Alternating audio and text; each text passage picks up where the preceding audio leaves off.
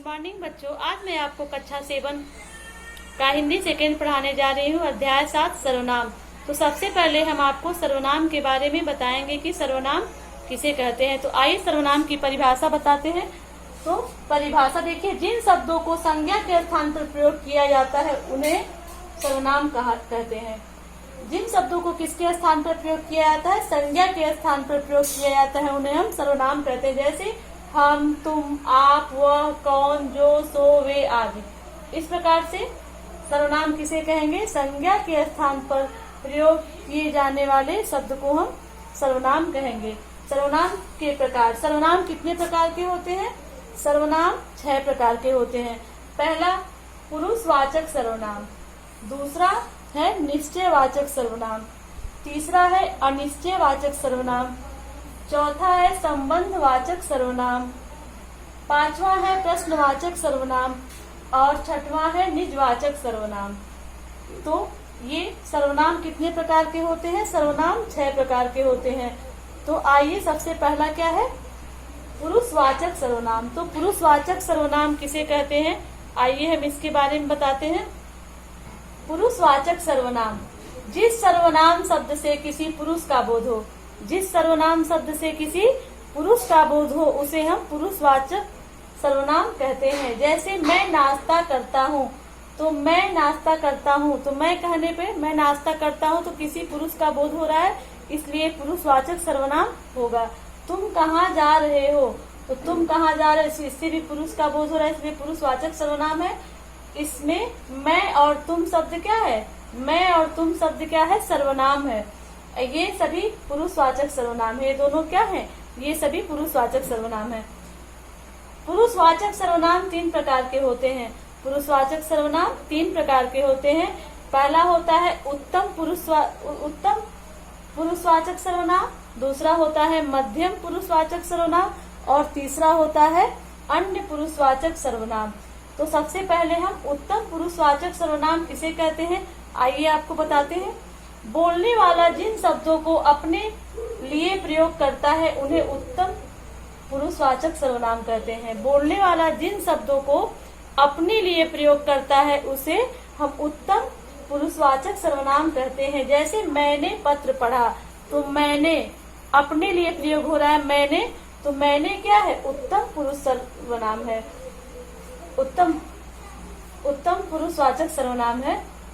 और हम इस कॉलेज में पढ़ाते हैं, तो हम किसके लिए प्रयोग हो रहा है? हम अपने लिए प्रयोग हो रहा है, इसलिए ये क्या है? उत्तम पुरुषवाचक सर्वनाम है। इस प्रकार हम आपको मध्यम सर्वनाम के बारे में अब बता। इसके पहले मैंने आपको उत्तम पुरुषवाचक सर्वनाम पढ़ाया था। आइए आपको मध्यम पुरुषवाचक सर्वनाम बताती हूँ कि मध्यम पुरुषवाचक सर्वनाम किसे कहते हैं। तो बोलने वाला जिन शब्दों को सुनने वाले के लिए प्रयोग करे उसे मध्यम पुरुषवाचक सर्वनाम कहते हैं। किसे कहते हैं? बोलने वाला जिन शब्दों को सुनने वाले के लिए प्रयोग करे उसे हम मध्यम पुरुषवाचक सर्वनाम कहते हैं। जैसे तुम, तू, आपका आदि। आप कहाँ जा रहे हैं, तू क्या कर रहा है, तो बोलने वाला सुनने के लिए प्रयोग कर रहा है, तू क्या कर रहा है, तो तू क्या हो गया? तू मध्यम पुरुषवाचक सर्वनाम हो गया। इस प्रकार से आप कहाँ जा रहे हैं, तो आप क्या हो गया?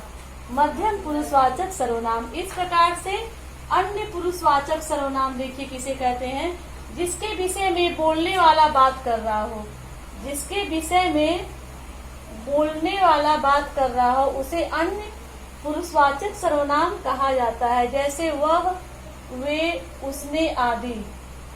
जैसे वह कहाँ रहता है, तो इसके विषय में बोलने वाला बात करे कि वह कहाँ रहता है, ये क्या हो गया? वह अन्य पुरुषवाचक सर्वनाम हो गया।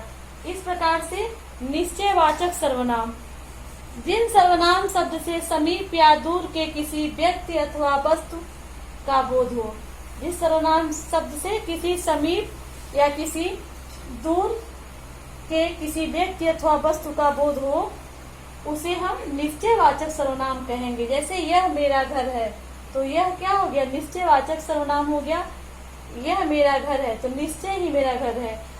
ये अच्छे तैराक थे, तो ये क्या हो गया, निश्चयवाचक। जैसे देखिए यह, वह, ये, वे आदि। इस प्रकार से निश्चयवाचक सर्वनाम किसे कहेंगे, जिस सर्वनाम शब्द से समीप या दूर के किसी व्यक्ति अथवा वस्तु का बोध हो उसे हम निश्चयवाचक सर्वनाम कहेंगे।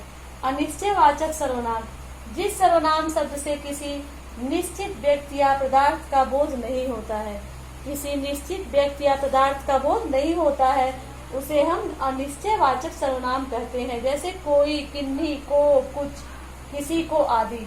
ऐसे मैंने किसी को फेल नहीं किया, तो मैंने किसी को आ गया तो क्या हो गया, अनिश्चयवाचक सर्वनाम हो गया, मैंने किसी को फेल नहीं किया। इस प्रकार से संबंधवाचक सर्वनाम, जिस सर्वनाम शब्द से किसी दूसरे सर्वनाम या संज्ञा से संबंध प्रकट हो, किससे संबंध प्रकट हो, दूसरे सर्वनाम या संज्ञा से संबंध प्रकट हो, उसे संबंधवाचक सर्वनाम कहा जाता है। जैसे जैसा, जिसने, जिन्होंने, ये क्या है, संबंधवाचक सर्वनाम। जैसा बोओगे वैसा ही काटोगे, तो ये क्या हो गया, जैसा बोओगे वैसा ही काटोगे, ये हो गया संबंधवाचक सर्वनाम। इस प्रकार से प्रश्नवाचक सर्वनाम, जिस सर्वनाम शब्द का प्रयोग प्रश्न पूछने के लिए किया जाता है उसे प्रश्नवाचक सर्वनाम कहते हैं। प्रश्नवाचक सर्वनाम है क्या, कौन, किसने, क्या आदि। जैसे वह कौन है, तो वह कौन है, तो प्रश्न पूछने का काम रहा, तो कौन आ गया तो क्या हो गया, प्रश्नवाचक सर्वनाम हो गया। इस प्रकार से निजवाचक सर्वनाम, जिस सर्वनाम शब्द से वाक्य के कर्ता के साथ अपनापन का बोध हो, वाक्य के कर्ता के साथ किसका बोध हो, अपनापन का बोध हो, उसे निजवाचक सर्वनाम जैसे कहते हैं। जैसे आप, ही, स्वयं आदि। जैसे मैं अपने आप आ जाऊंगा, तो मैं अपने आप आ जाऊंगा, तो मैं किसके लिए हुआ है, निजवाचक, अपने लिए, अपने आप आ जाऊंगा। तो इस प्रकार ये निजवाचक सर्वनाम है। Thank you, have a nice day. अब हम आप लोग को इसका क्वेश्चन आप लोग को भेजूंगी।